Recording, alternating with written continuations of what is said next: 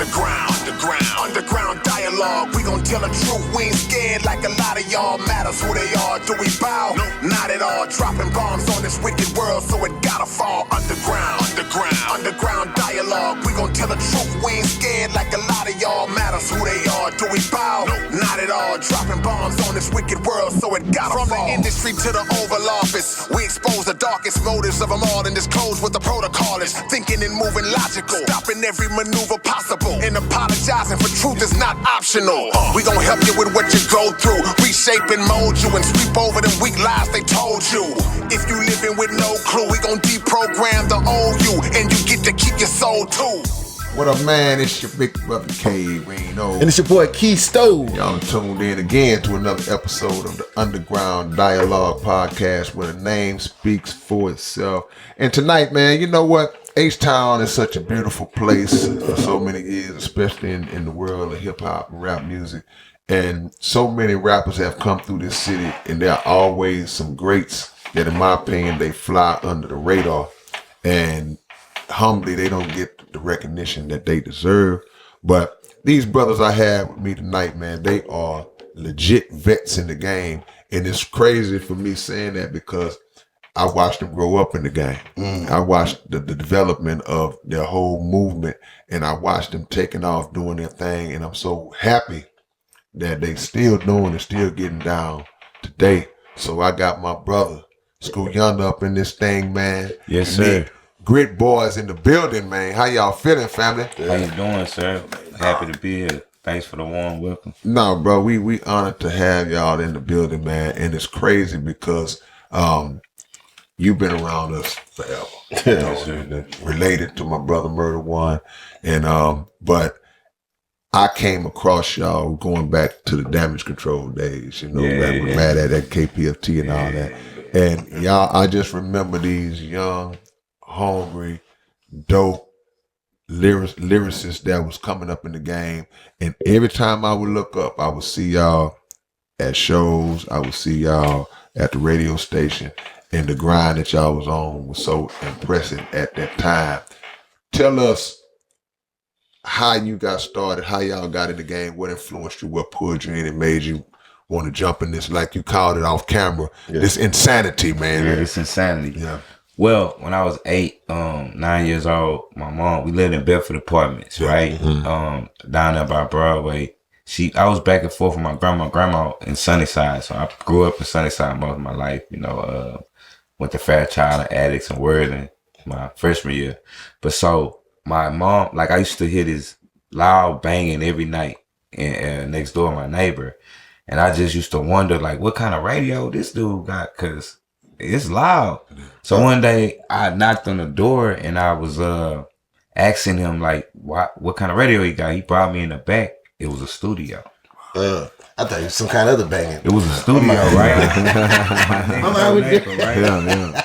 So around the time we stayed there for a while. So that probably when I was probably about 10 when I went and asked him. But he still ain't like let me record or nothing. But I noticed on the wall when I looked at the poster, it was already like an artist with a poster. I'm like, dang, who is that? It was a Hispanic guy. It was Southport, Michigan. Right. So he was recording his album next door to where my mom stayed. And it was the Hillwood album. And the guy ended up producing on there. I'm really still trying to find him because I want him to know this the same little Scooby that stayed next door to him. Yeah. Because you really inspired me to, you know, do what I do. But like, you know, after that, 12 years old, 13, I met him through a mutual friend that stayed in the apartments. And he used to come down from South Acres and we used to freestyle in my mom's house when she at work because she worked the night shift. Oh, yeah, good time. Yeah. So we had karaoke. I should throw the mic across the ceiling fan so it can hang. You know what I'm saying? Like we was really in the studio because I seen it next door. I mimicked everything I was seeing with this guy. And that was like the first introduction into music. Being around a professional environment, it's like I was already born and set up to, you know, I'm meeting guys that's already professionals, right? Yeah. And I saw them and Murder One them when I was younger. You know, off Sandhurst, I grew up down there too. Like I spent a lot of time in different hoods and different areas. But the city soaking up game from the OGs. Even 20 to Life stayed down there in Belford. That's one of my favorites, boy. I met him when I was a kid. You know what I'm saying? I've been to Screw Real House on telephone. When I was a kid, stayed in the car and went and bought a tape. So that was my beginning. And then so after 12, 13, he had a car. He was always like, you're like 2 years older than me. So I mean, say he had a car at 13? No, I did. it was like 15. It was like 15, 16. Wow. Man, he had a Rolex. Like in high school, he had all that. Like, yeah, so Wow. like, he had money early. And then so he used to come get me. We'll go to tattoo shop. We'll go to Just Joking. And they had a talent show. So we used to pay our $10. And we was not winning them at first. Okay. I'm not going to sit there and lie. You know what I'm saying?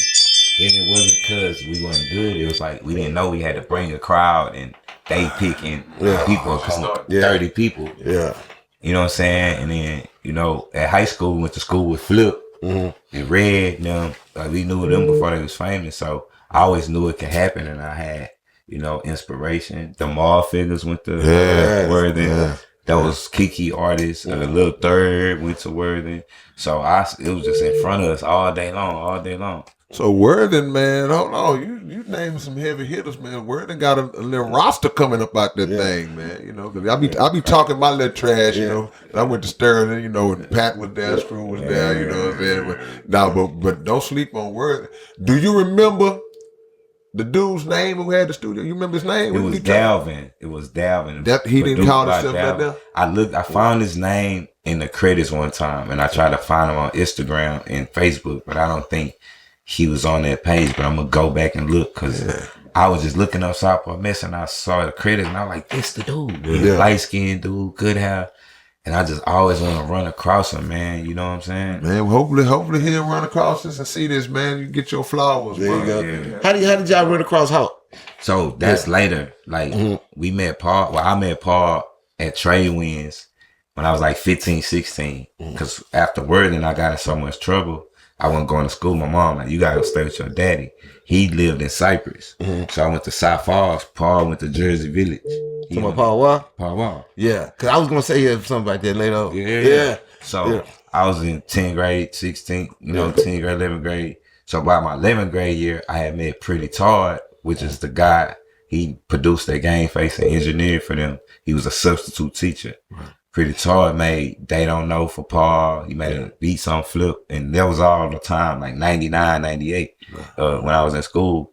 And so the guys used to be like, man, Scooby freestyling at the lunchtime. You need to holler at Scooby. Because that's all I used to do. Basketball team, freestyle. Even Charles Barkley was at like a basketball game one time. And he was like, look, because I went on varsity. So I would catch the halftime after the JV game. And I'm battling dudes some money from all the little sub. He'll tell you. It's fast, bro. And I used to run home from school to get on a roll call. I've been on radio K-Reno. So I would call in and it's just Scooby, and I have him on three-way. So on the second part, he rapping. Yo. So what's up, y'all? What you got to say? First bars is me. That's how I pull my man in. He second bar. They're like, who is that? They the tag team. And I used to be on there like literally every day because I knew when to get home. I call J Mac, I answer the phone. You number 5, you number 1. Then he started knowing me. You know what I'm saying? No, I'm just listening. You're just getting your spot solidified. I was getting it right. Yeah. And then all that, the stuff with Paul and stuff. So by the time I got to the 11th grade, the summer, I had been going up to Game Face and I recording demos. That's where Lil O was signed. He was like the only artist at the time. And Poppy from our group, he was already signed. And he went to Worthing with us, but he was older than us. We wasn't really like, we didn't really know each other until we got there. And so from there, by the time my 12th grade year, I was signed to Game Face Records. You know what I'm saying? This is high school. That was like my first deal. I ain't read the contract. You know what I'm saying? Hey man, it's story everybody's life, man. It's early. You in high school, bro. So I mean, sometime at that time, we just happy to feel like we a part of it.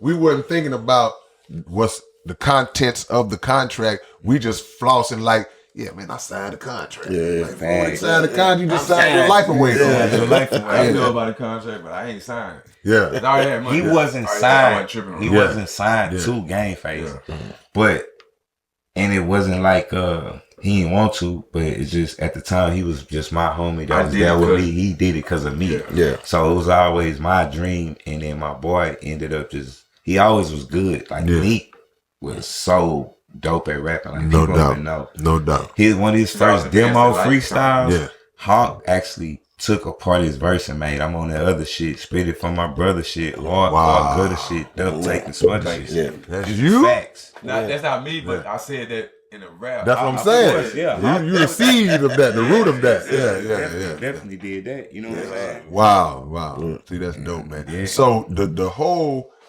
Grit Boy, were y'all the Grit Boys before that, or that was the Grit? Because everybody got a name before the name. No, we was the Young Duns, man. Yeah. Me and School. Okay. And so I had a class at South Falls, which they didn't have at HSD, was called Business Multimedia. Yeah. Which we was designing artwork, we was designing magazine covers, web pages. So I'm like, man, I ain't got no pictures of these dudes. So I got a Word and yearbook and I scanned they pictures and cut and put it on a disc and cut it out and made a demo. That boy was photoshopped way back in the day. So I'm finna tell y'all this thing. So I only had 2 of the demos. He had one, I had one. Yeah. He used to be on the south side. So he had at the alley, he run into Will Lean.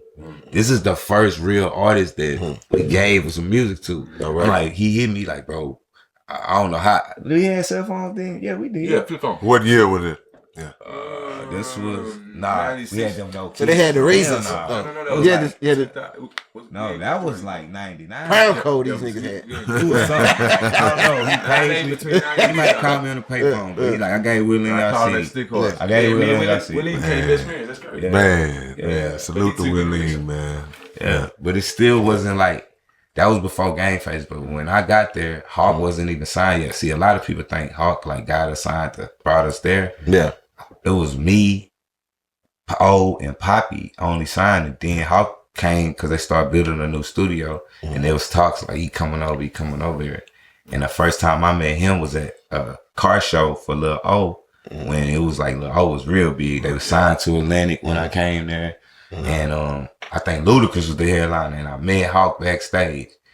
And I can remember when I first met him, I was like, dang, bro, you sound exactly how you know what I'm saying? Yeah. And so the next time I seen him at Game Face, he's like, what's up, School? I'm like, dang, he remember my name. Yeah, man. That's so crazy, man. You know, and then what's so cold about it, I know, especially if y'all might have happened to already been fans of Hawk before y'all met him. That's a great feeling when you meet somebody that you rock with and they that solid, they that real, they that cool. Because they could either go the other way. Yeah, treat you like a real person. Yeah, they treated me like that. Yeah. But he knew I was a Kiki fan. Yeah. We used to jam the tapes. I gotta be Kiki. But I was 10 years old. My brother, I used to steal his screw tapes. Yeah. My oldest brother, right? Watch your screw. You feel me? That's really how I got to. But, you know, meeting Hawk, being in the studio while he was working on the Hawk self-entitled, you know, chilling with my brother, those records. We used to be in the sessions, and then it was like probably 2-3 months passed by. I'm in a session. He look at me. He's like, you got a verse for that? I'm like, hell yeah. Oh, you know what I mean? I'm like, yeah. So, and then that. And then so I did that. And then like when we came back, he came to our studio because we had a small studio and he had a big studio with Willow. You remember Willow? That producer, I could do that. He used to be the producer. I mean, I don't skin bald head. right out off the top of you. Can't old man. He ain't remember. Yeah. Yesterday. My dementia be But he peeked in our studio one time. I'm playing a song I did, in which that ended up on his album, which is War with him and Pokey. I had the hook already and the verse, and he's like, "I need that song, School. I need that." And I took the verse out. I'm like, "Huh?" But Hawk gave us verses. We wasn't like on the same label. He didn't have to rap on our stuff. He really taught us how to do business. Okay, I want your hook. I'm gonna give y'all a verse for that. He always would come down to our studio and check on me. Yeah. Barter. But eventually he's like, "You wanna be my hype man?" Yeah. I'm I'm like, Wow. That's one thing I've noticed on the outside looking in, because Hawk really went above and beyond with y'all, man. Yeah, I think that's how I got introduced to y'all through Paul. Let me through Hawk. yeah, he put himself in our group. Yeah. He the one that added the boys. Yeah. We was named Greek. Ghetto Reality in Texas. Yeah. That is our name. Yeah. He added the boys to our name. Yeah, I'm coming up in this bad boy. Yeah. Yeah. You know what I'm saying? Then we was doing the underground shit down CDs with him. He put us on his cover. Yeah. Come on, man. Y'all didn't hear that. He said Ghetto Reality in Texas. Yeah. Bro. That's a dope acronym, man. Straight up. Well, you know, but one thing I do know is that rappers of the caliber of a Paul Wall, Bun B, Hawk, those guys, they're not gonna waste their time just throwing out cosigns that are not deserved. Yes. So if y'all was getting those cosigns from a lot of the people that y'all got them from and still got love from to Killer this day, Mike. you know what I'm saying? Killer Mike. Yeah. It's like that's one of the best feelings when you think, I think I'm good. I feel like I'm all right. Yeah. But when you get a stamp from those who are already there, Yeah. what did that do for y'all, you know, just mentally and confidence wise? It happened so fast. You know, like I said, I have been dealing with guys since I was 15, 16 years old. But to be in there with Hawk at that age, you know, I always had my father, but it was like he was 30 when I met him. Right. I'm like 18, 19, you know what I'm saying, around them type of years of my life. So I learned really how to be an adult being around Hawk. Because when he started taking us on, that's the first time I flew on an airplane as a grown man is with HAWK. Right. And I only got on it because I felt like, this Hawk, I can't.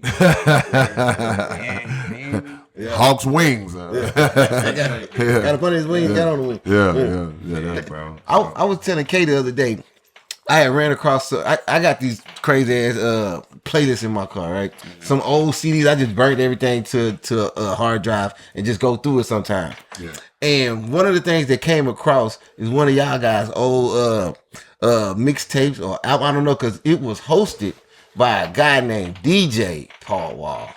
Yeah, that was some, like, we was really, it wasn't really too many rappers that had that on, unless he chopped it up, right, and slowed it down. And yeah, so we did that because he was already doing satellite mixtapes. And Paul really wanted us to win, man. Like, we contribute to each other career. A lot of people be like, well, that's Hawk group, that's Paul Wall groups. That's why I let them know I had a deal before I really even got that close to those guys. Right. But they helped influence other people to like us because they were who they were. But at the same time, Paul was just trying to find himself after the split.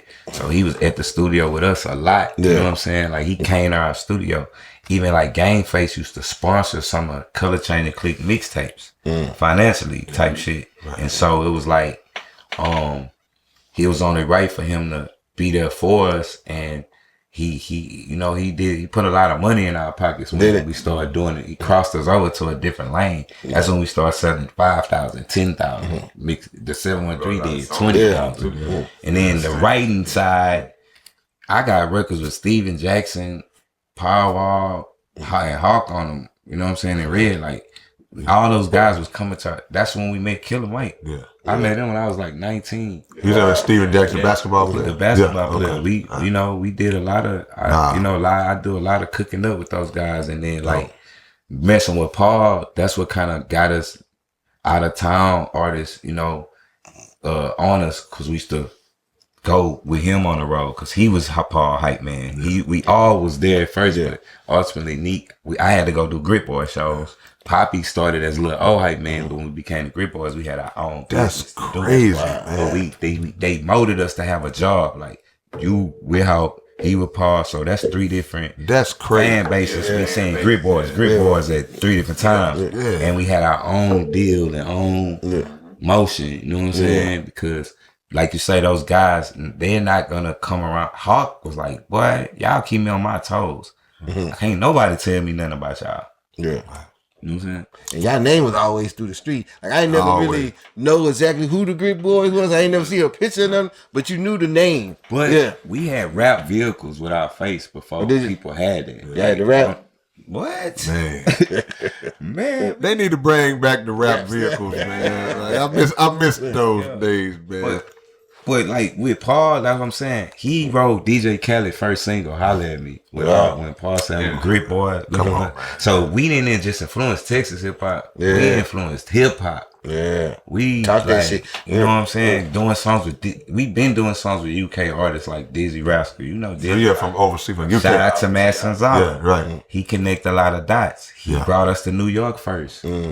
Packed show with Devin. When our song, like, I done been in a bodega in New York and Now Lady Paint that came on the radio. This before the internet. Like, man, we did a lot of ground work, being in the most vulnerable places, selling out everything in the trunk, shirts off our back, signing them, selling t-shirts for 50. Like, you could get an artist to a certain spot, but if they ain't got what the people are gonna love and last, it ain't gonna work for them. So it's like we was distant, regardless of a cosign. Yeah. And people gravitated us. Other artists knew that. So, man, it just, the feeling of it was like, damn, I'm really this good. Exactly what you said. A cosign can get you in the building, but it ain't gonna guarantee to keep you there. Your skill and your talent is what's gonna. Because people say, "Hey, man, Michael Jackson can walk in and say, 'This is my guy,' and then they gonna say, 'Okay, Mike, he's good,' and then they hear they now. And that dude Mike brought in, he trash. You know, you still got to be dope at the end of the day. You know what I'm saying? So I wanted to ask you a question, because I don't feel when people be like, "Man, music business is only 10% talent." That's cap. You're not gonna be rapping like K Reno for 30 years if you ain't good. Yeah. The business of what people to do for you, like how these people latch on to what you got going because of your marketing or whatever. But I wouldn't still be here if I couldn't rap. These young dudes wouldn't want me on their albums. I do features. I got 5 features to do right now. I turn down money if it ain't what I like or it's not my style. Like I don't just be around here just doing this just to be doing it. Like, you know what I'm saying? I'm trying to get in his lane where I can sit back and chill. Like, you don't be chilling. Not like that. he mean boss. Man, he don't have to do too much. He don't have to do too much. But I'm saying in my later years, I want to be like K Reno. Okay. I want to go overseas and perform independent. Like we own all our music, even from a major. We own our masters. Beautiful. Yeah. You know what I think that is? I think that the 10% talent, 90% business, that whole term was derived from just industry perspective, meaning that as it relates to how the industry moves and handles you, it's 90% business. You know, and then the 10 because when they say that, a lot of times they thinking about an artist who may not even be close to being as talented as y'all, because the 90% business, we'll create him, we'll build him and make him facts, and make people think that. Yeah. So I think that's what. But we know now. You gotta have a strong percentage of talent and skill to be self-sufficient. Because when the deal is gone, when all that then flew out the window, you can still sustain based on your natural God-given gift. Pen is valuable. And your hustle, your hustle. And then like just say like a lot of artists, man, like they'll think like, you know, that the all the, you know, promoting negative stuff can help. Like, you know, that's detrimental sometimes. Like I try to stay away from that, man, but like I had lost my train of thought. I had some real lie to say to piggyback on that, man. Like when you are thinking like that, it's just like it put a black eye on the game when people say that, man, because the most successful artists have talent. Right. They just got a break. Like most of the dudes that's real rich, the 100 M's, like Hove is flawless. Wayne is flawless. Just, it don't even matter about the money side. I'm just saying the most successful artists can rap. K-Renos, Chiller Mics. They ain't just scoopity doop, poopity boop. Well, that's in any field when you strive for excellence and you take your God-given talent. Some people don't hone their God-given talent and then they never max out. So if you take just what you're saying about the rappers, the same could be said about a dude like Kobe, dude like Jordan. Yeah, it's like they work, they sharpen their sword, they work on fundamental. It's like, okay, I can jump high, I'm quick, but I need to get my footwork right. So when I shoot this turnaround, you can't block it. I get my technique, shoulder square, all that, 1,000 shots a day. Yeah. So it's the same in rap. All of the years and years of practice that happens when ain't nobody watching you. When it's 3 or 4 o'clock in the morning and you done scratched it out 8 times to try to get the line. One line. I'm trying to get one line just perfect. Gotta end it right. Yeah, you gotta end it right. It gotta be delivered right. See, that's what they don't see. They hear that, but they don't see that process. So so that's what the artists who really serious about their craft, that's the mindset that they carry. Like you said, Kobe loved the game. Yeah. Jordan loved the game. I'm still in the mirror with it. If I got a show, I'm still like, he'll tell you, Scooby know all his raps. Yeah. I forget where I put my car keys. But you ain't forget But I know all my That's songs. amazing. And I don't mind. Well, you a mad man. All they gotta do is play it like 2 times. He's a true musician. Yeah. You know what I'm saying? I don't know if you saw when I performed with the violin and cello at House of Blues on Mike's tour, the High and Holy. Yeah. I opened up for him. Oh, Wow. So that's I in the they be like, what's the difference between Scooyunda and Scooby?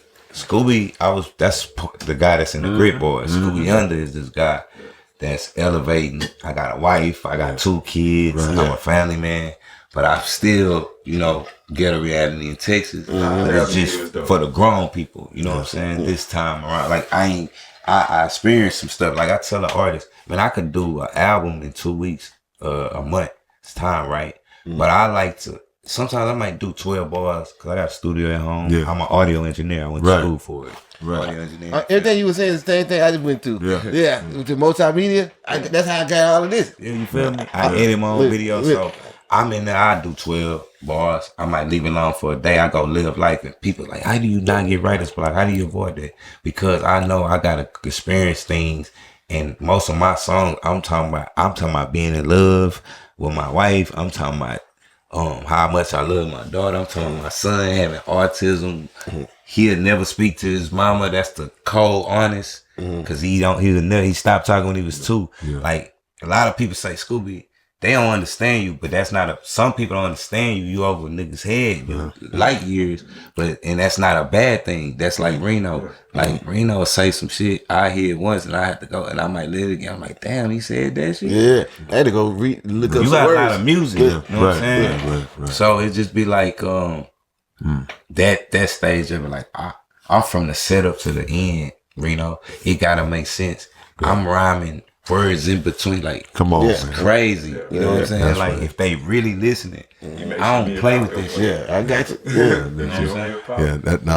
That's what it is. So I want to ask you about the group dynamic, because you came in. Did y'all hit the ground as a group, right? Yeah, well, so Poppy was a solo artist. Me and him was rapping together, and when we first came in, Poppy was like, "Man, who is these dudes?" Yeah. Like, I'm the best. Yeah. And it was like a friendly competition. Man, that's always the foundation. They tell me I was dope. I'm like, bro, y'all was rapping circles around me. Right. I ain't sitting up here. But now I tell him, like today, he like, Poppy. I'm like, nah, Poppy, you can't help for me no more. You can't. I learned from you. Right. But Poppy is one of the best lyricists ever in Houston hip hop Wow. rap culture. He thinks the whole verse and raps the whole verse. He don't punch in? No punch. I punch in. I'm more impressed with that. Cause I punch in like crazy. But we was taught that, like, pretty hard. You could be like, nah, bro. Nah, right? Like, in the studio, we was trained to record real songs, not rap on mixtape beats. Okay. We really had to rap all day. Like, we're going now 8 in the morning. We ain't leaving till 3 in the morning. And it was like a lot. And then Paul might be in there, like, we finna go to Atlanta right quick. We riding in the car with him 12, 13, 14 hours. You know what I'm saying? Little John Grill? The T.I. Grill and Lil John Grill. Wow. Like, but man, just saying, like, we ain't had no money. We was like, we just had talent. You know what I'm saying? I think I might have been working at Avis car rental by 19. It wasn't even a year. You know what I'm saying? When I got fired for like getting a ticket, I just really was like, I gotta make this work.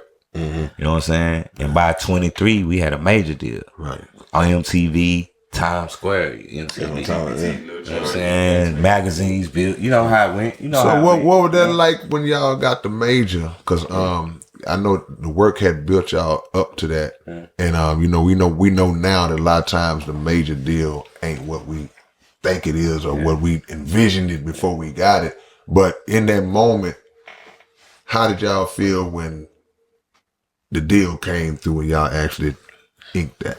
The first offer we got was crazy, man. It was from Steve Rifkin. You know, he signed Wu-Tang, David Banner, a lot of records.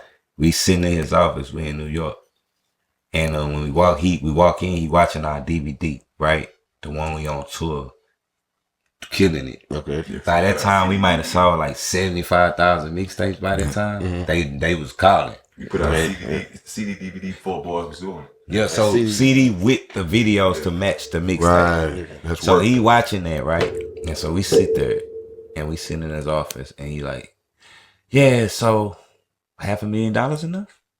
We're like, Accident. That's we looking like. yeah. King, we from the south side of Houston, Texas. I went there. Fat Child added some bread in. He told us he helped us with his grind. We on the Mexican grind. Yeah, He's like, I helped him. Yeah. Get his shit together. So, but he's like 12 points. Yeah. Peter Todd looked at us, looked at him.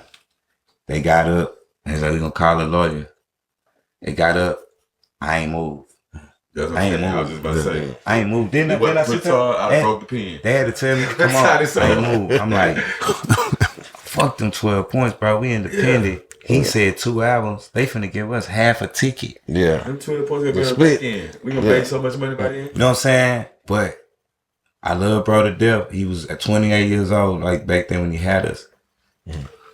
He was we had too much control. We was in there hearing the offer. When we started, we was all supposed to be the CEOs. Like he was like, I'm gonna bust this down, but you know, the music business will tell you, nah, you get them little dudes under your wings, blah, blah, blah. But we didn't take that deal. He was worried about his well-being. They was trying to, shout out to bro though. Yeah. They was trying to, I think he was trying to go get $1 million because we had like Koch, Asylum. A lot of boys were trying to get us. Okay. And then so we left and we called a lawyer. So when we called Steve Rifkin back, like we checked the other offers, they was better deals, but it wasn't that much money up front. Yeah. He was not trying to hear that shit. Like, come on, bro. We would have been performing on the 30th anniversary of BET. Right. 25 years later, we would have been to have access to Akon hooks. We ended up signing to TVT Records, right? You know, they had G.R.I.T, Pitbull, all these kind of people, right? But the deal was 70-30 always. And we own our masters and this distribution.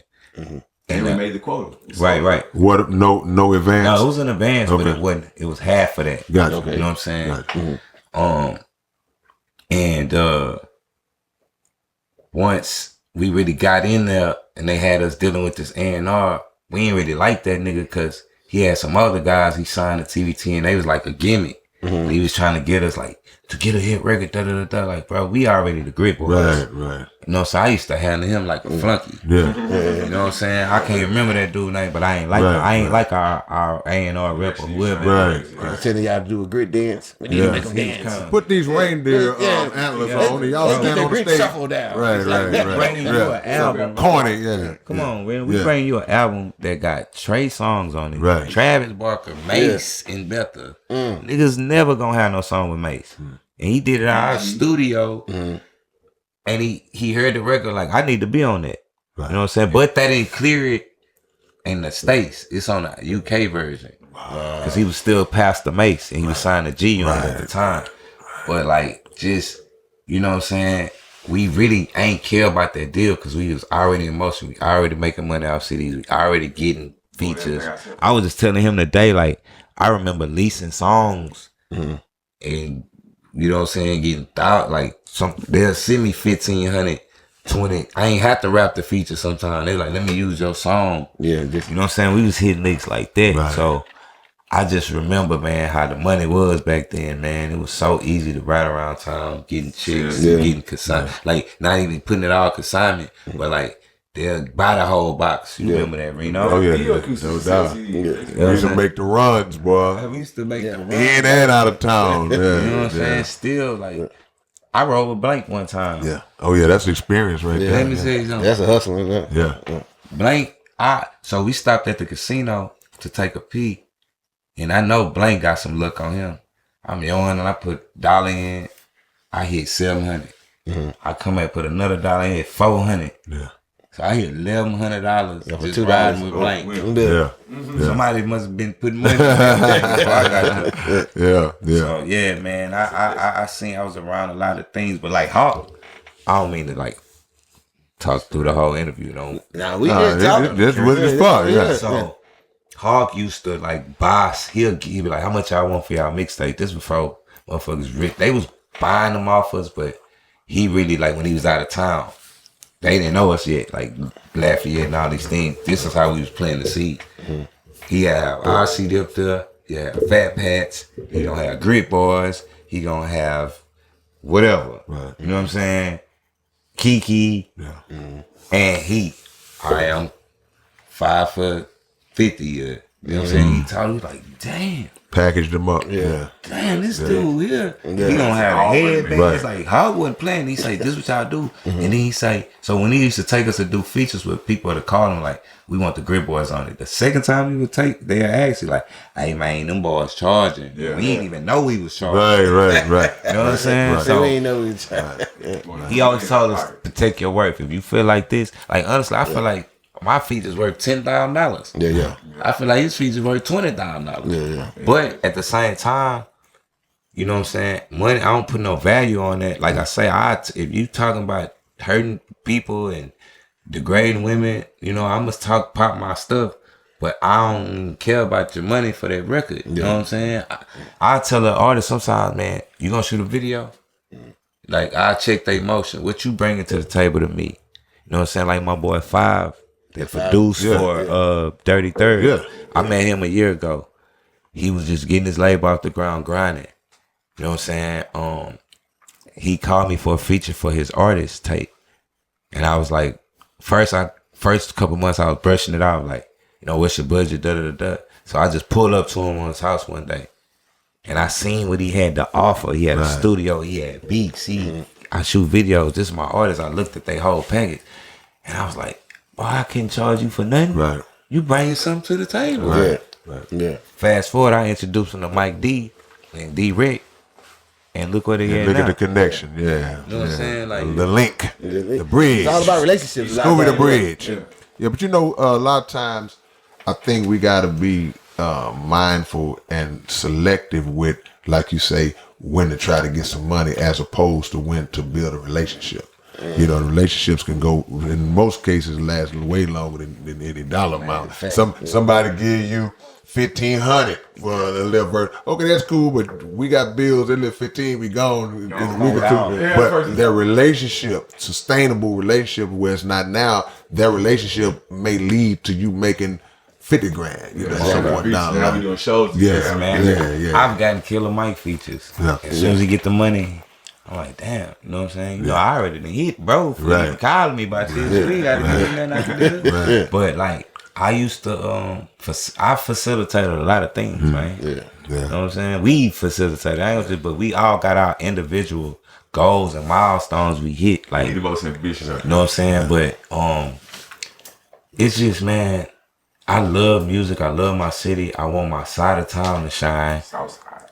I want the north side to shine, but like, I just want to, I give a lot of artists game, man. I'm a lot of people, like, I want to say mentor, consultant, like, you know what I'm saying? Even the older people that's older than me might get some advice, like, what you think about this? Or they might be inspired by something I did. Right. I don't look at it, you know how they say, like, yo, man, big artists take from us and they be watching us doing this. Man, that's flat, like, you know, that's good.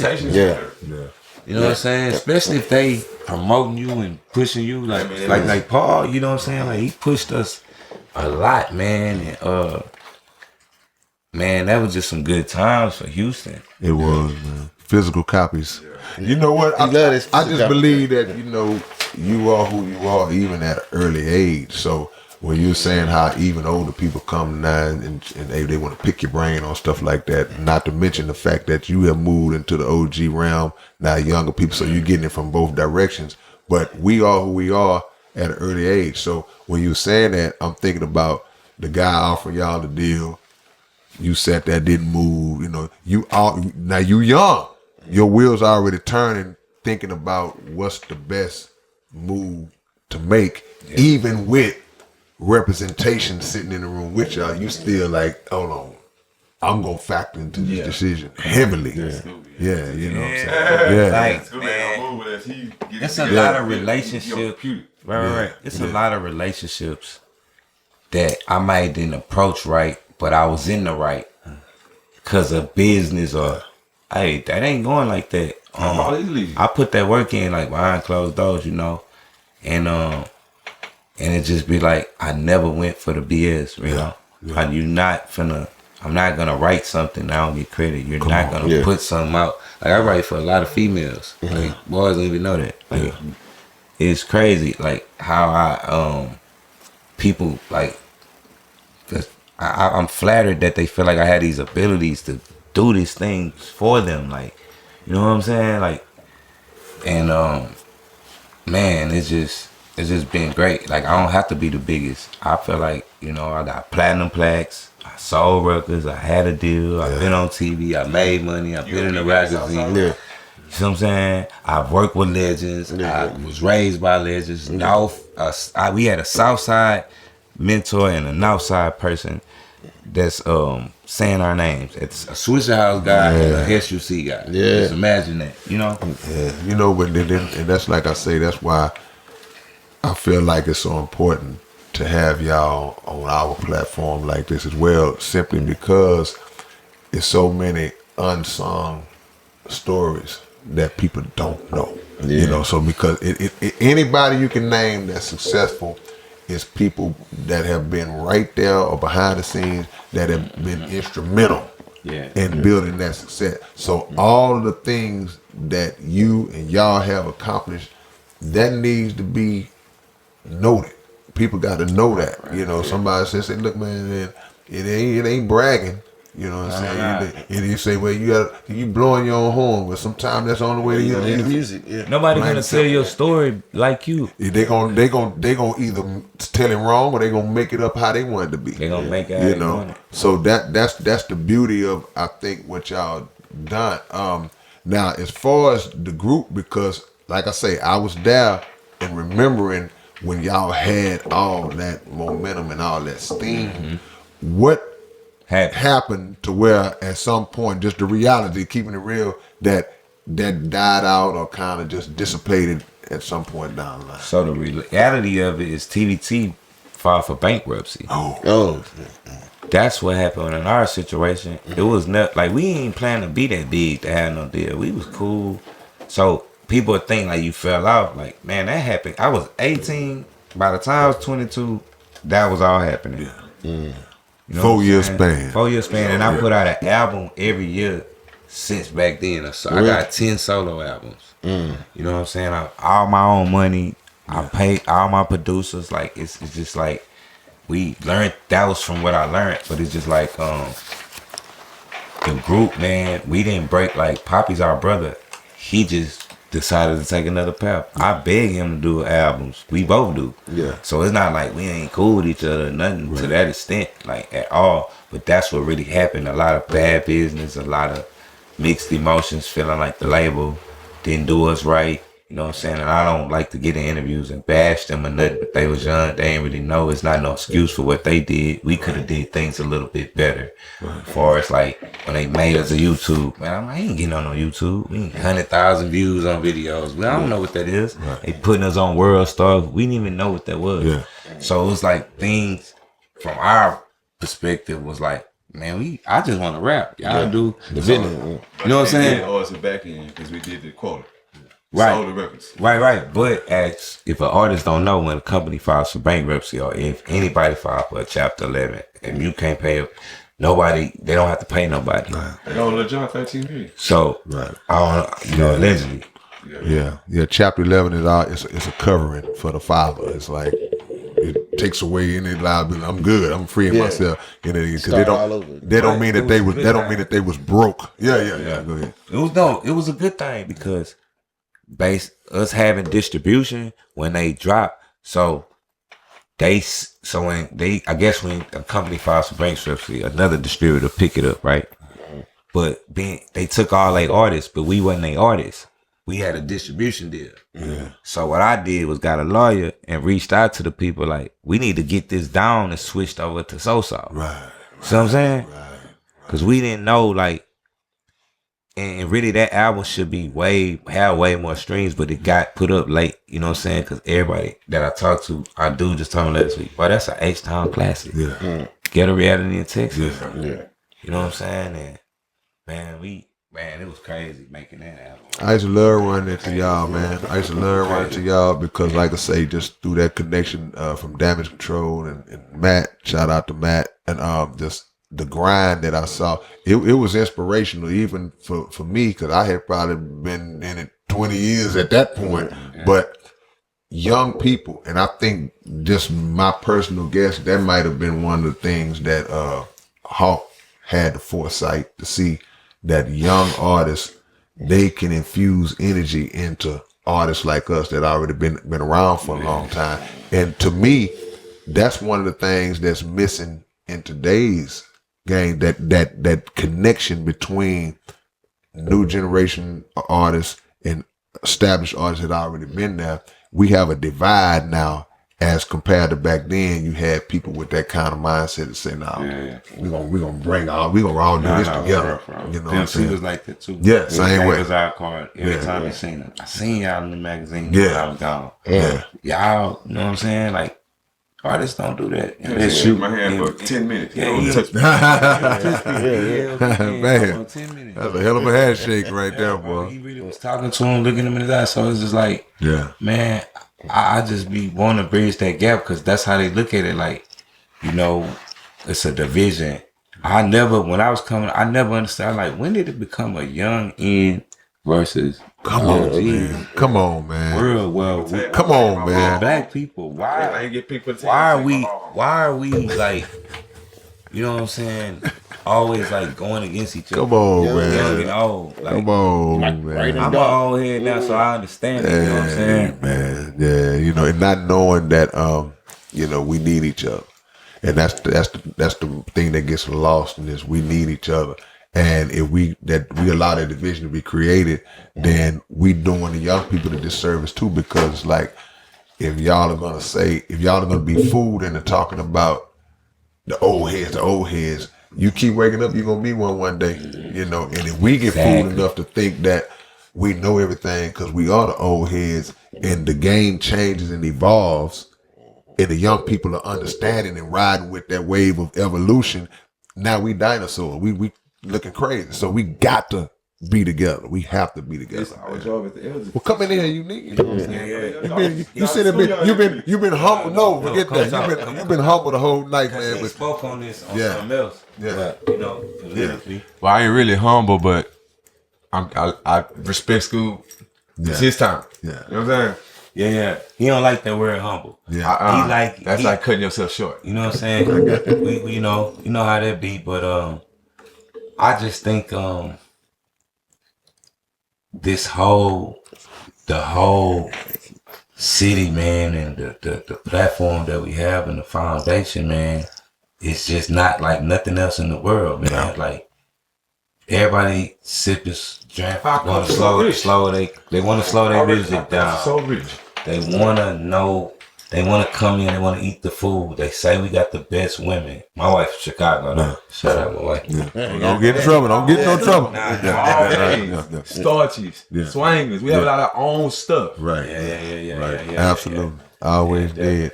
And it's attractive. It's magnetic. Because, like you said, a lot of people from out of town, they do gravitate because they interested in the things that constitute our How we live. Yeah. So they very interested, man. So what you been doing, man? What's been going on with you? Well, we focus on Scooby right now and the Grit Boy compilation, but I just dropped a tape with that called Cullin' Babies. I just been cooking up and just trying to formulate Cause like I'm finna build different characters in Neek. Gotcha. I'm gonna have a scary Neek, a money hungry Neek, a boss Neek, and Neek that's already always in trouble. Right. Like I'm just carry that. And I wrote a little cartoon. But whatever. Besides that, I just be cause I write down all my ideas. Right. I keep a million ideas, man. Yeah. But I've been working on the Cullen Babies, and then I got Bastard World 2 coming. Oh, That's my next song. I'm just glad to see y'all still rocking, man. Still down. Yeah, we still got an envelope. Still had that brotherhood, you know. Tell me about the clothing line. Oh yeah. We got good business. We turned it into a clothing line. Yeah. So, the GB. Yeah, the GB. We just finna make money, as much money off of it as we can. Yeah, because even some ghetto reality in Texas shirts at the minimum, that'll be so dope. Man, you know what I'm saying? our clothing did very well, especially after the pandemic. We had a billboard in town for it. Yeah. And then so we just revamped the logo, man, and we got a new shirt that's dropping. It should be back in a couple weeks, man. Pretty dope product, but if they go to our page, they'll see all the jackets. And we sold like 200 jackets when we first dropped it, man. I just It was just like a lot. It was custom because my wife make dresses. Yeah. So we got all the setup at the highs, but eventually I started going to different wholesalers, you know, and moving around and finding the right fabric and stuff. But we are very serious about like the clothing really saved our career. You know, not to say it like that, but it like brought us back. Yeah. Just talk every part of the game. They like how they look at those emblems like the Rockefeller, the SUC, the SBC. Right. It's like, you know, to Houston, like my brothers that grew up with me, like I said, a lot of these dudes, you know, they're my babies, man. And they know that GB, that's all they seen their whole life. They want to wear that. Yeah. You know what I'm saying? So you told me you got a new album that you're working on. Is it done? No, it's done. It's done. Okay. So this is my 4th tape / album since. Well, no, in 4 months I've dropped 2 tapes, right? Yeah. So the first one is called the most recent one was D Coleman 3. That's out of my installments of D Coleman. My first D Coleman. That's awesome. It was like the top 10 Houston album of that year. Right. In Houston Press. It was number 8, and it was some big dogs on that list, man. Right. Like after me. Yeah. You know what I'm saying? That's one of my first That was like my first. Right. That was my first like release as a solo artist. But so D Coleman 3, I had to get him there. But my new one is called I Need You the Same Way. Like I be there for a lot of people, and so I just wanted to explain like sometimes I gotta be on my Michael Jackson and be on my own to create. I gotta be able to create these great things y'all say we great for, and these great things that I do.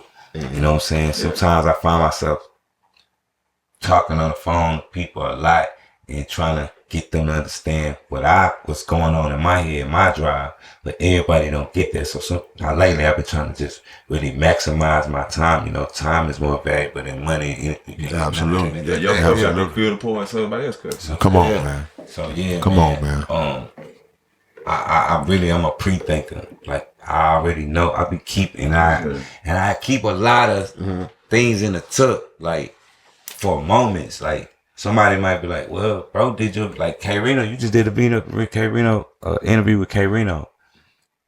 If it don't come out for 6 months, that's fine because it's gonna drop when it need to. You see what I'm saying? So like I'm that type of artist. Like, what a video that you shot? Don't worry, it's coming. Right. And I done stacked up 5 videos. Don't nothing go to waste. Yeah. So you got the clip ready. Yeah. That's yeah, keep the clip full. Yeah. He say it's my therapist. I know you're gonna tell me right. Yeah. Did y'all ever want to quit? Nope. Did the game ever get y'all like that? Well, he's Unique's fans. Nope. I dropped the album every year, man. Even when through the tough times when I had my first child, you know what I'm saying? Like I said, he's autistic, so that was like a challenging time in my life where I had like, man, you know, I gotta focus on to try to help my son grow, Right. because you know he has challenges, you know what I'm saying? And that around that time I was a little stagnant, man. I was 25 when I first got her, you know, his mom pregnant. So it was like after we lost the deal and we were just really recuperating. Hawk got murdered. Man. They gotta understand that we lost our This all going on in a row. Huh? Yeah. How did that affect the group when that happened? It affected us. Like that's when I wanted to quit. But I knew he didn't want that. Right. That's why I'm here today, because I felt like my partner got cut short. I felt like they kind of they immortalize him, but they forget what like he really was like. You know, And what was going on? Chill, bro. you know what I'm saying? He shouldn't go. Right. Yeah. And man, it's just crazy how it happened. Cause like I said, I was this hype man. The night that we had a show at Connections the night before, and the last time I talked to Hawk on the phone, man, he was just like, man, because I introduced him to my new girlfriend. She went to the wedding, the thing, and everything. He's like, I'm proud of you, bro. You live school. You know, once you figure out how to use your voice, because you got a live voice, man, you're going to be a bad motherfucker. Like, he was just so in such a good spirits. The last time I talked to him, bro, and man, I can remember like yesterday I was in my dad, like in the pool room when I talked to him. And then when they called me, I can remember I was in my bed. And matter of fact, it was actually Paul Wall that called me, or him or Boo. And it was like, yeah, man, they say Hawk laying on the side of the house dead. I immediately drove to the south side. And that day I realized life. You know, I lost people, but I realized, man, this shit real. You don't get another call. You would never expect that to happen to him. Yeah. And of course he was in the wrong place in the wrong time. Yes, sir. Yeah. He was, of course, it was a mistaken idea. And that's without a doubt. Especially that way. You know, so If you know how, you know it. I'm mistaken. you feel me? Yeah. I mean, people understand we went through that. So we ain't never quit nothing. Yeah. Yeah. They don't know, man, this music business wear on your mental health. Yeah. Trauma here is hard. Man. You know what I'm saying? Trauma is real. Like, We're always in the midst of our dream. Man. 2 words, y'all. You said trauma, you said mental health, boy. And look, if you see those words mental health / trauma, that's not term that people would normally associate with the music industry. But they fit perfect with what we talking about right now, because if you don't, we all come in so young that we don't really have a grasp and understanding on how wicked this game really is. So we come in just wide-eyed and naive, like, hey, let's go in here. Hey, we getting out of And as soon as you walk in the door, somebody go, bang, come from behind you and bust upside the head. And then it trains you, it hardens you, it strengthens you if you got the tough enough mind. But for those who didn't and who wore their heart on their sleeve a little bit too much, they took it personal. And they laid down and they lost hope. And it's like, nah, you can't lose hope because of the actions of an entity that's already DNA is wicked. yeah. You got to already kind of just, okay, you know what, this is the nature of it. And I don't care if you the biggest artist in the world, they can all tell a story, an industry story that didn't work out in their favor and how it didn't work out for them. And no matter how rich they are, it's more money that they should have had. Yep. You Me know? and Scooby Rules is nope, we ain't don't fold it. Yeah. We ain't folding. You know, Right. everything. I want to ask Yeah. you something. Yeah. What kept you going? Man, the fans, the people. Yeah. That's one of the things. You know, God is really the main thing that kept me going, because I always felt like it would be a disrespect and a slap in the face to the creator who gave me the gift to just say, man, I ain't gonna do this no more. It's like, what? That's what I be saying. It's like somebody feeds you some food, somebody go in there and cook you the biggest feast plate of food, and I'm good, I'm hungry. What? Hold on. You said you was hungry, and now you don't want to eat. I've been in this kitchen. That's how I look at it when it comes to that. Like, dude, I gave you this for a purpose. I gave you this to live out a purpose. And who are we? Yeah, and I gave you to bless other people. And I gave you your life itself. Wow. So that right there is number one. But number two, it's the people, because the people will inject energy in you at times when you really, really need it, bro. Yeah. When you are feeling kind of down and discouraged, then you see somebody coming out of Walgreens and say, man, that song y'all did, man, I'm telling you, man, that helped me there. Yeah. And then you're like, okay, I understand now. This it ain't just for me. I don't do this for me. It's partly, but it's for them. Yeah. Because everybody don't have the ability to be in a field that allows them to feed and make people better and inspire people. Everybody can't do it. If I work at Jiffy Lube, I can do your oil change, but I can't put a message out that goes out to the whole world, and thousands, potentially millions of people can be transformed by that. We can't take that light, bro. Go ahead. I feel like God blesses people to make his job easy. Right. You know, if he give you this blessing, you're gonna bless 10 more people. Come on, man. You know what I'm saying? Man. He blesses people through people. Yeah, you making this job Yeah, easy. yeah. So that's the motivation that I always had. If you get tired, do the same thing that you do when you get tired. When you just go lay down for a while, go get some rest, Get back to work. recharge your battery, and come back on. Don't Press quit. reset button. Don't give up. You know, because now, what have you been? Man, Scooby been doing this for. I'm just gonna make an early number. You've been in this 5 years. In a 5-year span, you know or you may not know the amount of people that are now locked into you. So now you stop.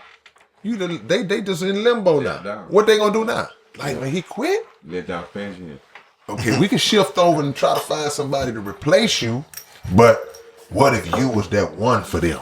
They don't forget neither. And you can't be replaced. So now we got to keep going, man. It's like we gotta work in this thing until we are physically unable to do it. Yeah. Because we owe it. Black folks, our joy is the only place that puts a cap on age. Like, I'm a musician. When people like this the line. I love this line right here. You still rapping? You still doing Oh man, boy, if I had $1. Look, niggas, you still doing regular shit? Yeah. Your heart still Been beating? doing for 20 years? Yeah. No, I'm just saying, like, even if I go do what you did for 20 years, my life was like, this is what I'm saying. I still had a purpose. So you can't come shit on me and act like I'm still rapping. Yeah, I'm still making money off this shit. Right. I done hustled this for 25 years. Niggas still paying me, bro. So don't, like, it be people that you know from your past. They want you to say you not still rapping because they're like, damn, he really made Well, it. they project a lot of their own failures and insecurities on you. So they hoping you say, nah, man, I let that go, man. You did? Okay, we glad you let it go because now misery loves company. We can Now you all one be of us. depressed together. We already had this motto too. As we really got more popular and had more, you gotta fuck with your kind. Yeah. It ain't just cause you I have a lot of friends that rap. And they always be like, man, see me something to put on. I've never asked Hawk to be on none of his albums. People don't like that. Like, make yourself valuable, so I want to put you on there. And most artists that do make my projects, like Greg Hill, this is my boy. He done Greg made Hill. every Scooyunda project. Man. He ain't never asked me. But guess what? He sending a beat with the hook and a verse, and he listens to my music, so he know my style. Yeah. You can't come with some shit that I can't. You know what I'm saying? Yeah. Because I really do it. Man, you know what? Shout out to Greg Hill, the great man, because when I did the 7 albums, I forgot what song. It was a click song that we had. 110th Street remake. I love that one. I can't remember which one it was, but whatever it was, he reached out to me and was like, "Hey man, you got a spot for you, boy. Throw me on it." And I hadn't really heard him at the time, but I was like, "Okay." I sent him the beat. He thanks, and he's on that project. You know what I'm saying? Yeah, straight up. Because that's what we got to do. Is like, who am I to act like you're beneath me to get another dude? And then when I heard him, I was like, "Oh, this dude can rap." Bro, I give a lot of people a shot. Bro. Yeah. I had they'll be like, damn.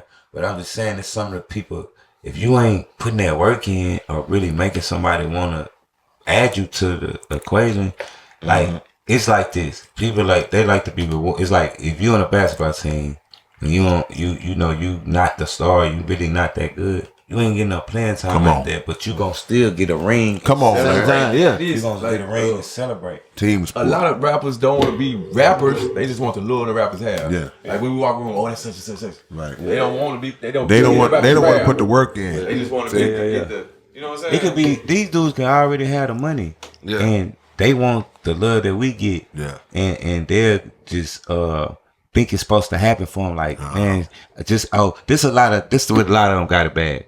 Oh, they know him. They know you. They gonna know. A lot of people try to run after. Like, somebody might run over here to K Reno and ask K Reno can he be, because he feel like it's type shit. So I'd be like, man, you get what you earn. You know what I'm saying? Yeah. You don't just think this things, and then like a lot of times, bro, go do it yourself. If I see you doing it yourself, you putting out albums, then okay, you can't want me to do all the work. Yeah. Just because you want to rap. Yeah. People respect you more when they see that you have went through a lot of the steps that they went through, because they know now You understand? they can relate. Yeah, I understand. Yeah. So that's what it boiled down to. This is one thing. I hate people that say I'm not a rapper. Yeah. Why you writing 16, brother? Right. Why? Why are you rapping? Right. Why are you doing shows? Go do something else. Yeah. I mean, you know, I ain't no rapper. if this a hobby for you, then that's cool. But just why you bash rappers? You rapping? And they blame everything on the rapper. Like, Yeah. man, you rappers don't do this. You rappers don't do this. Well, what about Stop watching. what the police don't do? What about You change show. What the that lawmakers prostitute and that don't no that question. she ain't making it home to pick up her babies? Like, why is everything the rappers' fault that's going on in the community? Yeah. Because you feel like the people y'all got the voice, the spotlight.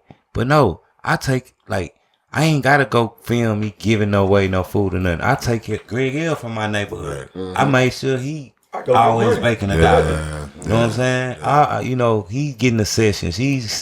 Let's rap on Greg Hill beat. Yeah. So that's giving back to the hood. Come on, My little cousin that needed me for his whole life since he was a youngin' to help him with his homework. He from the hood. I done gave back to the hood, man. Yeah. They always say it ain't about helping everybody, just helping somebody. You know, Right. that's To help yeah. And, see, and all that's a manufactured narrative anyway, when it's trying to say what rappers ain't doing, rappers this, rappers that. And what the messed up part is that a lot of us fall for that. So we watching TV and listening to radio like a dummy and believing what these enemies of rap are saying about rap and rappers. So at the end of the day, we got to just move how we want to move, how we know to move, and the result of the work will show. In the end, that's what it's all about. You know, like you said, we ain't gotta put it out there. The result is work, and the creators see everything anyway. Right. So at the end of the day, all of the fruits of your labor, people see you just ascending. It's like, this dude is steady. This dude would not fall. He won't quit. He ain't never laid out. Yeah, and even if they don't see it, they might not see what you did to get there, but they see that you're there. Yeah. And that's one of the reasons why they get upset and they feel like they should be able to slide in. No, that's a disrespect. And like, dude, I can't put in all this work and then you just come slide. We done planted this, we done laid out the soil, planted the seeds, tended to the land, waited all this time. Every day we tended to it, cooked it up, served it up. Then you come in at the last minute with a napkin tucked in your collar, talking about with a plate in your hand. Nah, that's disrespect. Everybody that worked is looking at you now like, nah. Keep the orange trees long enough. I can't walk in nobody real estate office and say, I'm gonna sell this house for you. Right. I can't go in y'all trap and bring my 2-3 pounds and you ain't gonna let me. You don't know me. And then it's like, most of them dudes that expect you to do something for them, they would never do it for you. If you wasn't you. Come on, man. If you wasn't you, they wouldn't even care about rapping or trying to collab.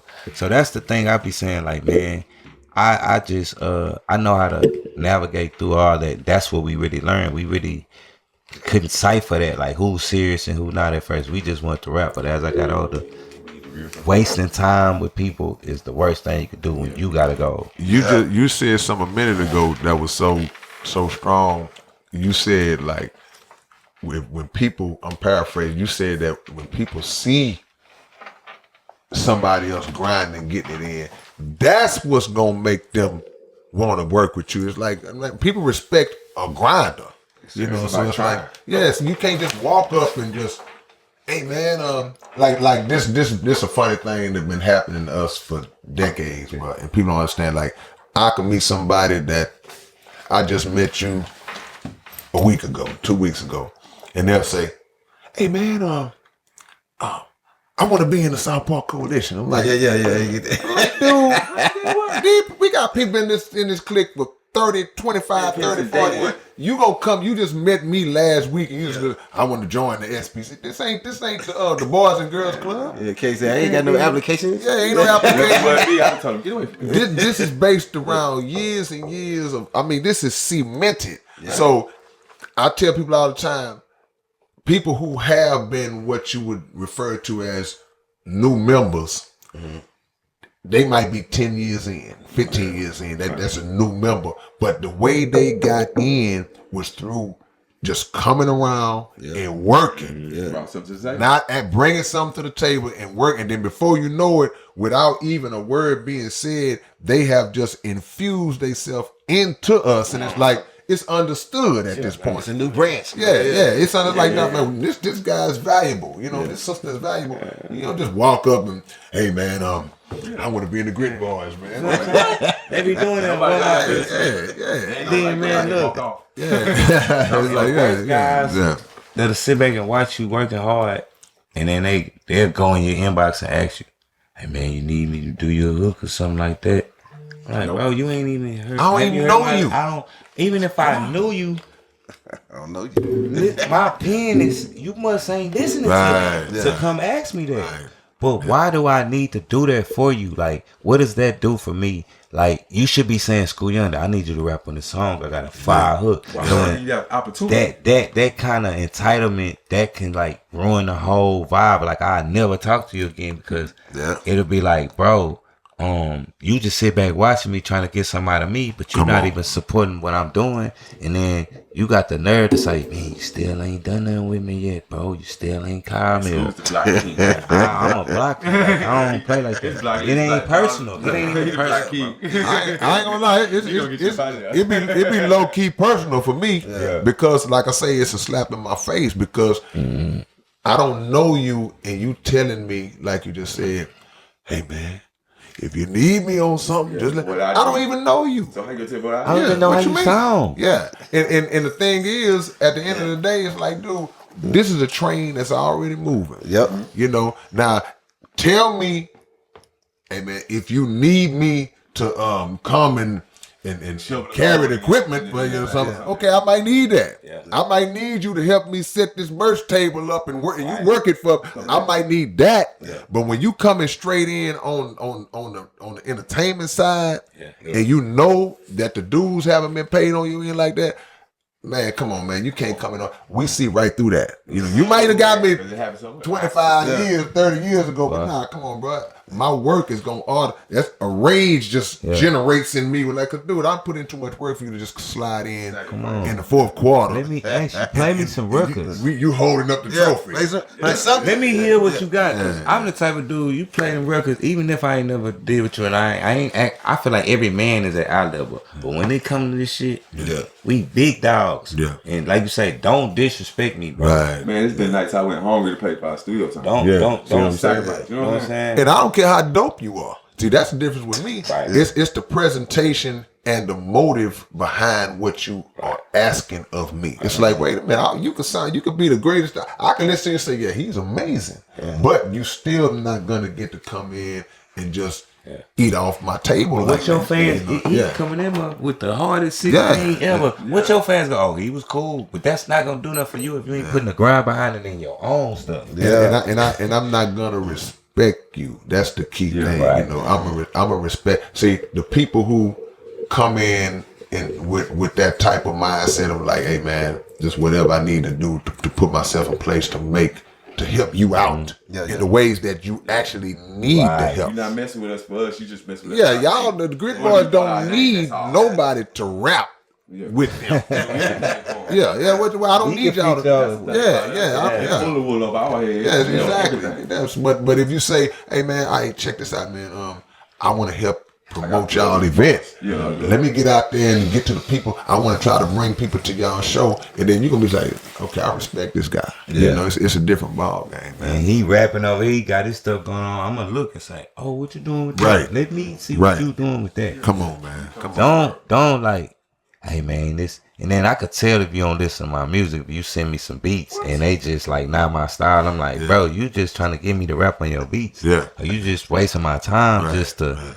So I could see you, but it's like really be into this. Like the guys I get beats from, they crafting and like, hey, I think this, you know what I'm saying? And I'm like, damn, okay. Yeah. And they keep saying, I say, so you really listen to me. And it might take forever for them to finally get one to you because they'll say, man, I got to get the right one for you. You know, I hear that. When I hear this, okay, yeah, he really he cooking up. He trying to make it happen. I want to ask you this too, man. What's the most important thing that you know now that you wish you would have knew when you first started out? Music and life. Music wise, for the business, I would have never got close with people I really didn't know like that. Like I don't really know these dudes. Like you say, you know my family, you knew Murder One. Mm-hmm. Like I wouldn't have like been as cool. I wouldn't have let them get to know me. I'm still private. They really don't be knowing, but I wouldn't have like spazzed out on certain situations that didn't work in my favor. I didn't understand the politics, and it's certain situations where I should have thought it through before I acted on it, even if I was right or wrong. That's what I learned. Like, it ain't really no friends in this. It's really a competition. Even if people come to you with a smile and face, like, don't nobody want you to be bigger than them, louder than them. But we all can't be everybody can't be the man at the same time. That's bro. right. That's right. Yeah. But we all feel a success still. Yeah. Right? Right. No doubt about it, man. Wise words, man. Well, you know what, bro? If Kickstone don't have nothing else, man, we're going to get you out of here. Yeah, we're going to get out of here. You pass it on. Yeah, no. My bad, Keystyle. We're strong, man. You know, this one of them ones because, you know, like I say, you feeding us well, man. You glowing in here right now. Like, no, not like I'm on some you shining. Like you literally, like, cause I'm big on the energy. Yeah. I don't know what kind of sea moss you eat. I don't know what but man, this man is healthy. JB look healthy. He's glowing in it, like literally. God is great, man. God is great. Real shit. That's what's up. Oh man, it's a blessing, man. Well, give them some social, give them some new projects coming out. Let them know where they can find you and everything, man. My social media is at Scooyunda. And also the foundation at G.R.I.T Boys. You know what I'm saying? Me, my brother, Neek, and Poppy. Good Business Merch is another platform where you can go check out the merch if you want to support us. DM us for pre-orders. Another thing I want to just say, man, we appreciate platforms like this that don't play the politics and really bring real artists with a real story and let us sit here and navigate through it with you. You didn't like cut me off from really getting it out, and I really appreciate you listening, Keista. You know what I'm saying? And we really all connected, man. We all on the same team. Like we're in a team. You know what I'm saying? And K Reno, man, like I be want to do music with him, just like he said. Man, I'm like, man, I can't waste no K Reno feature. That ain't really. I gotta send him the right thing and really catch. That's like. Well, the good thing about you my brother. So whenever you ready, I'm ready. I'm coming in on your mind. So you know, it's the same thing. But the album is features. The D-Com is Mr. Fab on there. Shout out my boy from the West Coast. Killer Mike on there. Neek on there. Dot on there. Greg L on there. I just dropped a video called Niagara Falls. Is a song off that Need You the Same Way album. I did it 3 parts: intro, first verse, second verse. So we stretching the content instead of dropping a whole video. I broke it down like a series, like one video. Yeah, it's like a movie. That's the first time they ever really done. I saw, and how I did the band with during the pandemic and filmed it and streamed it. Yeah. You know what I'm saying? I'm on these digital concerts. Like instead of me worrying about packing something, I'm bringing the concert to your living room. Man. I'm getting in your phone. So there you go. I'm getting in your phone. See? You see what I'm saying? Doing it different. Yeah, man. And we can distribute the video just like the music now on the DistroKid and the sites. They distribute videos. Yeah. I'm giving y'all some free game right now. Yeah. So y'all can record a concert and distribute it for your fans now. You feel me? That's right. Yeah. So that's the kind of game I'm on. Yeah, my last question was gonna be: we just interviewed Killer Mike, and I wanted to see how did y'all connection start? I mean, shout out to Killer Mike. Yeah. Like I said, I met him when I was 19. I was with him when I was 19, and he booked us for a show in Atlanta. It was Paul, Chameleon, us, 50 Twin. And that around that time we got real cool with him. And then Paul was doing like Everybody Grill. So we was around T.I. a lot too. So being in Atlanta, messing with PSC, our mixtapes was in big stores. So he had like 4 songs. Paul was T.I. DJ. So we was on drama tapes. Man, it was crazy. I'm on drama. DJ the Gangsta Grills DVD. I'm in the front rapping with an SUC shirt because, to be honest with you, we was actually there when Tip recorded Down with the King. When he did Flip face card, we was in the studio and I was sitting on the couch and he was in the booth like this, me and him. You know what I'm saying? But that moment wasn't all about that. That was a moment where Tip met Third. You know what I'm saying? We third row with us. That was a moment where Paul did T.I. Grill. Feel me? He was actually on a work release, and he was like, the feds was they dropped him off at the studio when we was there. Like whoever I guess on the work release on the weekend he go to the studio. And Killer Mike told about 85 South. So when Killer Mike was on the 85 South, he was like, we learned the mixtape game from Pow Wow, the G.R.I.T Boys, and we went to Texas and we started dropping underground all the way back. We dropped the stores like Pow Wow and Chameleon. I taught Grind Time how to grind underground. The G.R.I.T Boys, Pow Wow, Chameleon, that little flip. To these monkeys. Yeah, like they literally took us to press the music, where to press the music. We picked up the CDs out the side of the highway. We met the man on the highway and dropped them in music stores coming all the way back. They showed us how to go to the pressing plant. Drop them at the stores, and it's facts. You didn't know that. Like, you know what I'm saying? They didn't know that. So the relationship with him was like built early because he had artists. Like one of his artists was in a group with Rick Ross, his name Peel. So he was in the Self-Made with Meek Mills, Rick Ross, and him. He was there back in the day. Cuz Lightyear was there. So we really was showing them love because they was on the come up, and I think Mike really liked how we was humble. We had our own things going, and he just was he's a good guy, bro. He knows kids. You know what I'm saying? Like, he makes sure he asks about them. Like, a lot of people think, like, you got a tough relationship with Killer Mike. Nah, he fucked the G.R.I.T Boys. Right. You know what I'm saying? We have a closer relationship. But when he was here, he like, man, where that boy Poppy at? Tell him come bring me some smoke. Right. He went to New York when we went to the 6 shows, and when Mike had the 6 shows at the Blue Note Jazz. That was dope, bro. Yeah. And the thing about him, he treat me like I'm on his level. Yeah. Ain't no rapped on the phone. Man, you one of my favorite lyricists, Scooby. Yeah. So dope. It was meant for us to lock in like that. So I guess ever since he met me, he just it's just like how Hawk was. He kind of really, in a sense, filled that void for me as a person to give me advice. Like, you can't stop rapping. I'm 47. I just won 3 Grammys. Exactly. Well, even before that, we was talking up, and I actually recorded my album. So in Stankonia, Best You Knew, he was in a room recording Michael. When I recorded Best You Knew, I recorded that whole thing in Atlanta. Corey Mo set it up. You know what I'm saying? And Mike come into some sessions. He actually I need to come out there for Michael Part 2 in some sessions. Wow. You know what I'm saying? And he introduced me to Big Boy one time. And Big Boy looked when I walked in, he said, this is where we learned the mixtape game from. Big Boy I seen that nigga before. And being that I was in a group and somebody from Outkast is saying I seen him before, I ain't got to do nothing else. Come on, man. This is why research and the study of history, no matter what category it is, so important, because all of y'all's history, man, and all of the unknown connections that y'all have to so many greats in the game, that need to be known, brother. And it shows y'all value, because we gonna always honor the Buns, we gonna honor Hawk, we gonna honor Killer Mike, but the one common thread is that somehow these people, as great as they are, they gravitate towards y'all. It's crazy, right? And they're not gonna do that with it. Nice guys, but they not gonna do that with it because they wise and intelligent guys. No doubt about it.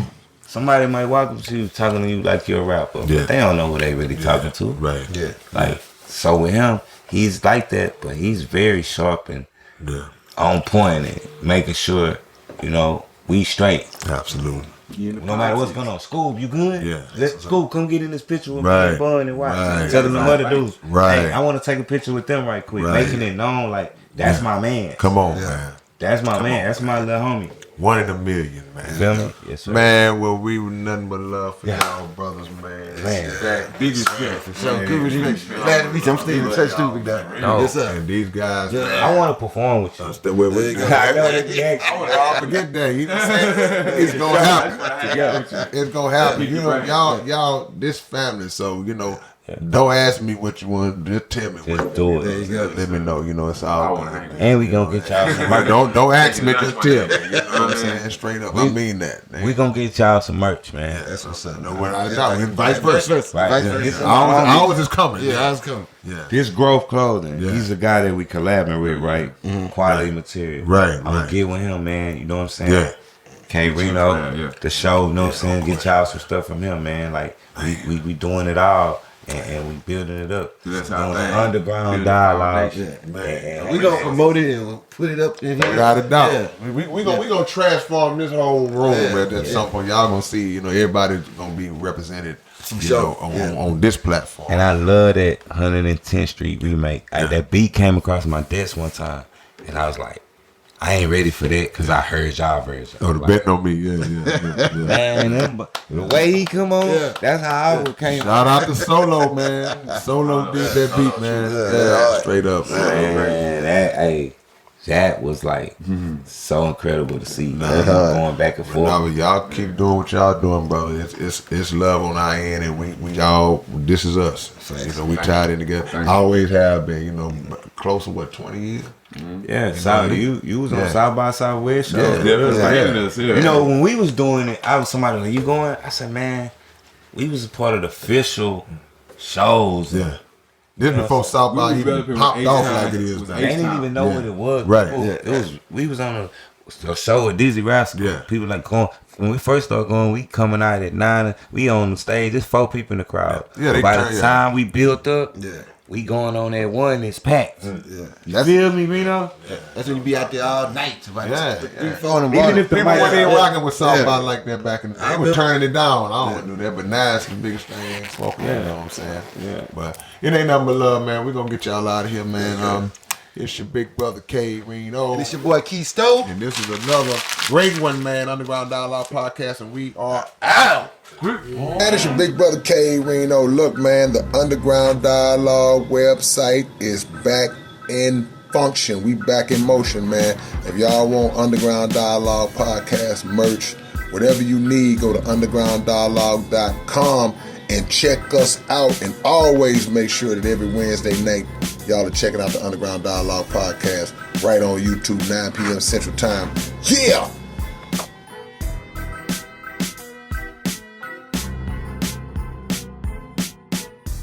What's up, man? It's your big brother K Reno, and check this out, man. The Underground Dialogue Podcast is offering advertising opportunities, man. You can promote your business, you can promote your video, your song, whatever it is that you have, man.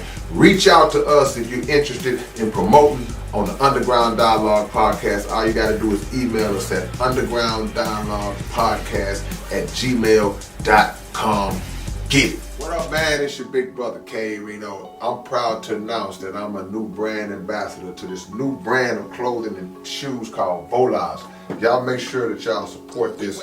It's already available. Houston-based company, straight out the H. Look at the quality of the packaging itself. We ain't even got to the shoes yet, man. And this is just one pair of shoes, one design. They got all kinds of dope designs of shoes that you guys can choose from. Go to volage.biz and find your order, find what you want. Wide selection to choose from, male and female items, and I'm proud to be a part of it, man. Community workers, versatile products, Volage, manufactured in Italy. Look at the quality of this box, man. Y'all don't know what it is, man. Catch y'all later on. Peace. Level legit clothes, so get used to people asking you, yo, where you get those? Say we wear Volage. We showing up. We wear Volage. Brand blowing up. We wear Volage. Get yours tried on. We wear Volage. World when you got it on. We wear Volage. The slogan we go by. The streets to the streets, we accommodate both sides. So many fresh styles, a